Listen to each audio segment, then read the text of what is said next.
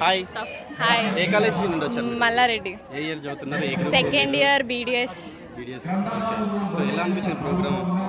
బాగుంది programme.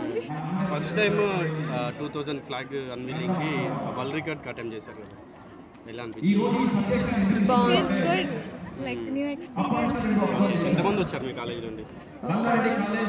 Around 150 to More than that, because every MBBS, BDS, everything.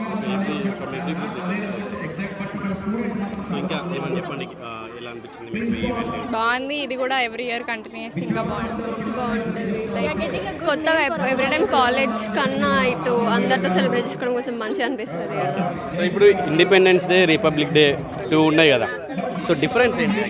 Republic day రోజు constitution of India publish అయింది. Independence day is where we get independent from Britishers.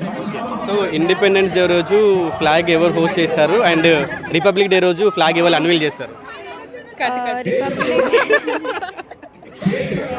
Ambedkar అనుకుంటా republic day.